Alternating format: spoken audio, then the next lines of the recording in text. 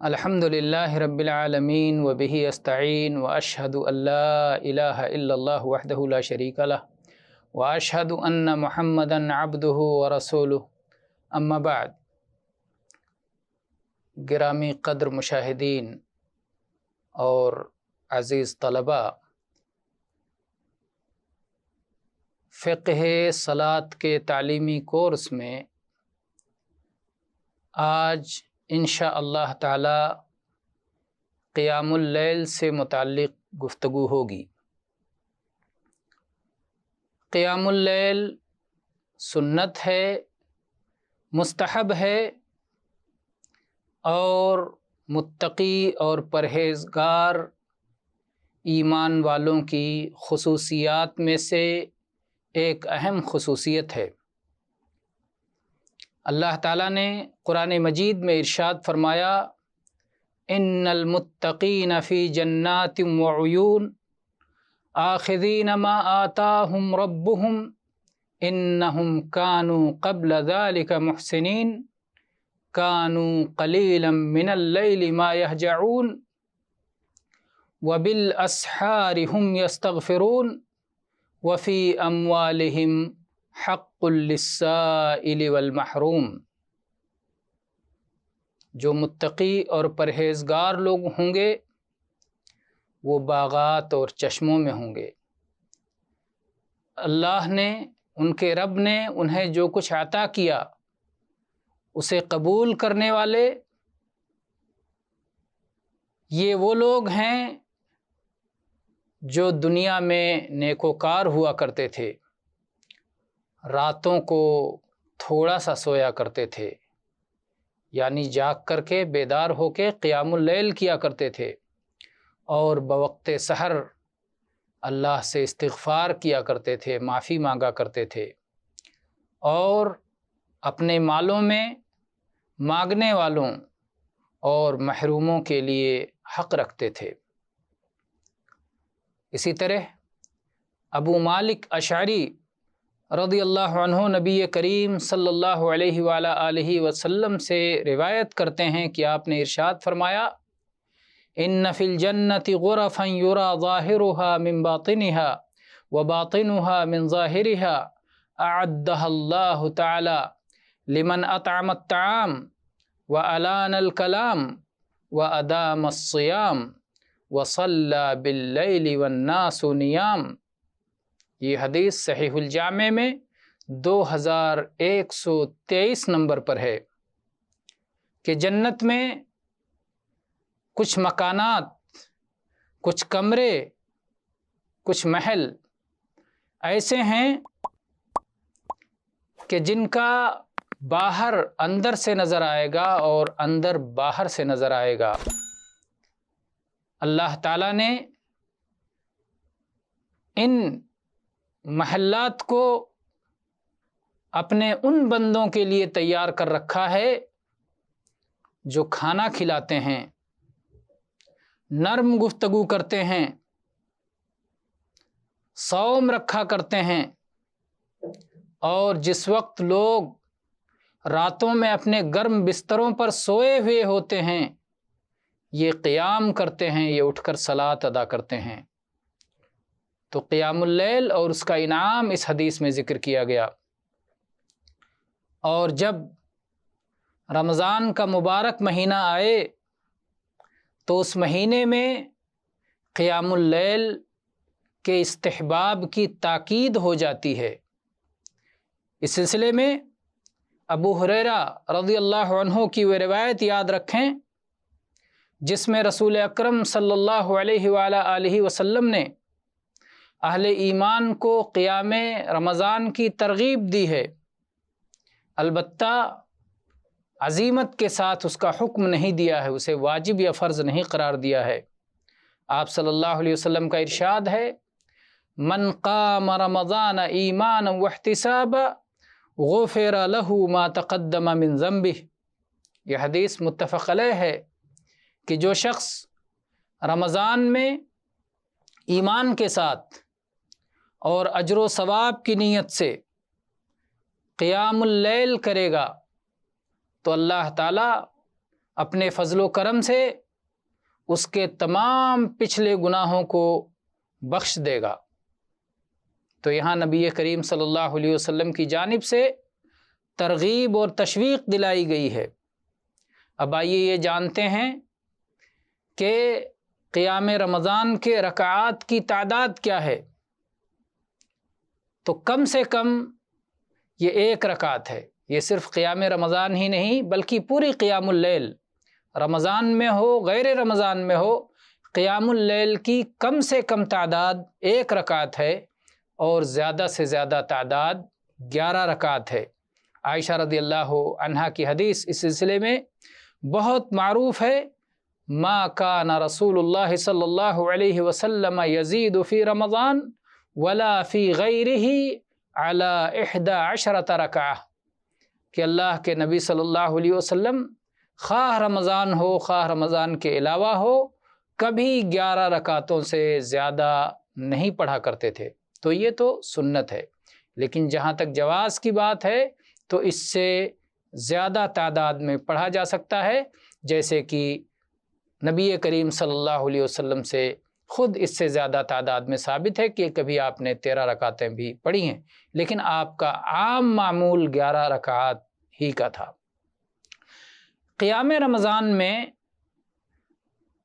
باجماعت ادا کرنے کی مشروعیت کی کیا دلیل ہے؟ عائشہ رضی اللہ عنہا کی حدیث ہے کہ نبی کریم صلی اللہ علیہ وآلہ وسلم نے مسجد نبوی میں ایک رات صلاۃ ادا کی، قیام اللیل فرمایا، اور آپ کی اقتدا میں کچھ اور لوگوں نے بھی قیام اللیل ادا کیا۔ فصلی بصلاۃہ ناس، کچھ لوگوں نے آپ کی اقتدا میں صلاۃ ادا کی۔ اللہ کے نبی کریم صلی اللہ علیہ وسلم نے اگلی شب بھی، اگلی رات بھی یہ صلاۃ ادا کی اور لوگوں کی تعداد بڑھ گئی، اور پھر اس کے اگلی رات میں اور زیادہ لوگ بڑھ گئے۔ تیسری رات تھی یا چوتھی رات تھی، اللہ کے رسول صلی اللہ علیہ وسلم ان کی جانب نہیں نکلے۔ جب صبح ہوئی تو آپ نے فرمایا قد رأیت الذی صنعتم ولم یمنعنی من الخروج الیکم الا انی خشیت ان تفرض علیکم، کہ میں نے تمہارا عمل دیکھا، تمہارا اجتماع دیکھا، صلاۃ کے لیے تمہارا شوق دیکھا، تم سب کا اکٹھا ہونا مسجد نبوی میں قیام اللیل کے لیے، یہ میں نے دیکھا، لیکن میں اس لیے نہیں نکلا کہ مجھے یہ اندیشہ ہوا کہیں تم پر یہ صلاۃ فرض نہ کر دیا جائے۔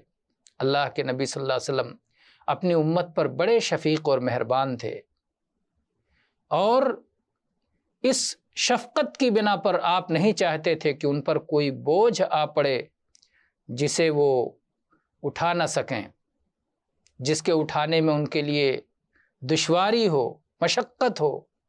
تو اس کا خیال رکھتے ہوئے آپ نے چوتھی رات آپ باہر نہیں نکلے اور یہ صلاۃ ادا نہیں کی اور باجماعت نہیں ادا کی، اور اس کی وجہ بھی آپ نے بتلا دی کہ مجھے اندیشہ ہوا کہیں فرض نہ ہو جائے، کیونکہ اللہ تعالیٰ کا جو وعدہ ہے کہ میں 5 صلاۃ سے زیادہ فرض نہیں کروں گا، میں بات نہیں بدلوں گا، وہ ہر دن کے لیے ہے، لیکن سال میں کوئی ایک صلاۃ الگ سے فرض ہو جائے ایسا ممکن ہے۔ تو رمضان میں ہو سکتا ہے کہ اللہ تعالیٰ بندوں کا یہ ذوق و شوق دیکھ کر یہ صلاۃ فرض کر دے، تو اللہ کے نبی صلی اللہ علیہ وسلم نے اس لیے نہیں پڑھایا۔ اور جب یہ اندیشہ ختم ہو گیا، ابو بکر صدیق رضی اللہ عنہ کا زمانہ بھی گزر گیا، عمر رضی اللہ عنہ نے اپنے زمانے میں باقاعدہ مسجد میں باجماعت اسے جاری کر دیا۔ آئیے وہ روایت بھی پڑھتے ہیں، اور یہ روایت میں آخر میں عائشہ رضی اللہ عنہ کہتی ہیں وَذَلِكَ فِي رمضان، اور یہ رمضان کی بات ہے کہ اللہ کے نبی صلی اللہ علیہ وسلم نے اس طرح باجماعت قیام اللیل 3 راتوں کو یا 2 راتوں کو پڑھایا۔ یہ متفق علیہ حدیث ہے۔ صحیح مسلم میں 761 نمبر پر اور صحیح بخاری میں 1129 نمبر پر ہے۔ عبد الرحمن ابن القاری بیان کرتے ہیں کہ میں عمر ابن خطاب رضی اللہ عنہ کے ساتھ مسجد نبوی کی جانب رمضان کی ایک رات نکلا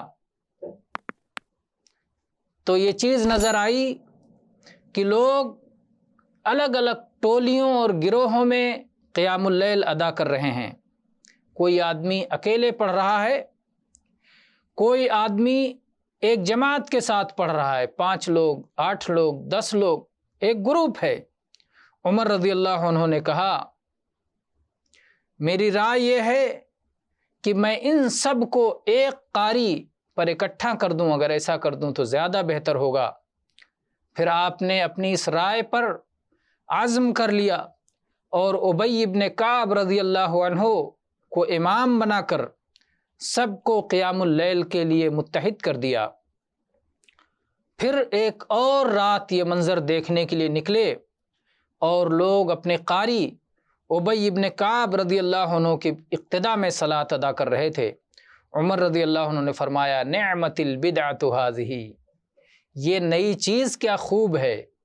یہ جو بدعت کہا عمر رضی اللہ عنہ نے، بدعت شرعی نہیں، بدعت لغوی، عربی زبان کے اعتبار سے، ورنہ یہ بدعت کیسے ہو سکتی ہے جبکہ خود نبی کریم صلی اللہ علیہ وآلہ وسلم نے باجماعت صلاۃ ادا کی ہے اور اسے جاری نہ رکھنے کی وجہ بھی بیان فرمائی ہے اور وہ وجہ ختم ہو چکی ہے۔ تو عمر رضی اللہ عنہ نے کہا یہ کتنی اچھی بدعت ہے، اور پھر ساتھ میں یہ بھی فرمایا واللتی ینامون عنہا افضل من اللتی یقومون، کہ جس وقت سو جاتے ہیں اس سے جس وقت وہ قیام کر رہے ہیں اس سے بہتر تھا۔ یعنی قیام اللیل آخر رات کے آخری حصے میں اگر یہ قیام کرتے تو اس کا اجر و ثواب زیادہ ہوتا۔ راوی کہتے ہیں وَكَانَ النَّاسُ يَقُومُونَ أَوَّلَهُ، اور لوگ ابتدائی شب میں رمضان میں قیام کر لیا کرتے تھے۔ یہ صحیح ہے اور مختصر صحیح بخاری میں 986 نمبر پر ہے۔ اسی طرح سے یہ بات بھی یاد رکھیں کہ آدمی اگر رمضان کے علاوہ مہینوں میں قیام اللیل کرے تو اپنے اہل و عیال کو بھی جگا کر کے اپنے ساتھ باجماعت، یعنی میاں بیوی یا میاں بیوی اور بچے اگر باجماعت قیام اللیل ادا کریں تو ایسا کرنا مستحب ہے۔ اور اس سلسلے میں ابو سعید رضی اللہ عنہ کی روایت ہے کہ اللہ کے رسول صلی اللہ علیہ وسلم نے فرمایا اذا ایقظ الرجل اہلہ من اللیل فصلیا او صلی رکعتین جمیعا کتب من الذاکرین اللہ کثیرا والذاکرات، کہ جب کوئی مرد اپنی بیوی کو بیدار کرے رات میں اور وہ دونوں مل کر کے 2 رکعتیں پڑھیں تو یہ اللہ کا بہت زیادہ ذکر کرنے والے اور ذکر کرنے والیوں میں لکھ دیے جائیں گے۔ یہ حدیث صحیح ہے، صحیح ابن ماجہ میں 1098 نمبر پر ہے۔ اور اگر قیام اللیل کبھی فوت ہو جائے تو صبح میں اس کی قضا کی جا سکتی ہے، جس طرح کی عائشہ رضی اللہ عنہ کی روایت ہے، فرماتی ہیں کان رسول اللہ صلی اللہ علیہ وسلم اذا فاتته الصلاة من اللیل من وجع او غیرہ صلی من النہار 12 رکعہ۔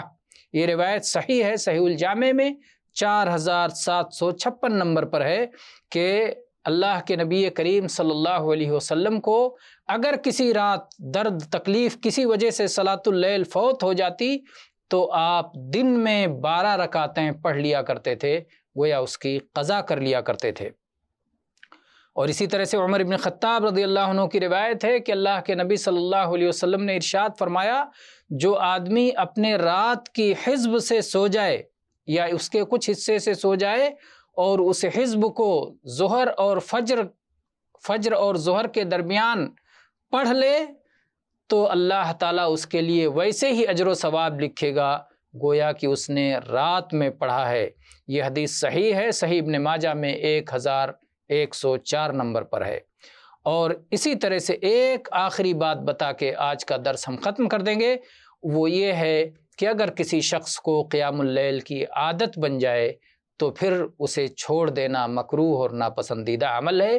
یہ بہترین عادت پھر جاری رہنی چاہیے۔ اس سلسلے میں عبداللہ ابن عمرو ابن عاص رضی اللہ عنہ کی روایت ہے، کہتے ہیں کہ مجھ سے اللہ کے رسول صلی اللہ علیہ وآلہ وسلم نے مخاطب کر کے فرمایا، اے عبداللہ، فلاں کی طرح مت ہو جانا کہ جو راتوں کو قیام کیا کرتا تھا پھر اس نے قیام اللیل کو ترک کر دیا۔ یہ حدیث متفق علیہ ہے، صحیح بخاری میں 1152 نمبر پر اور صحیح مسلم میں 1159 نمبر پر ہے۔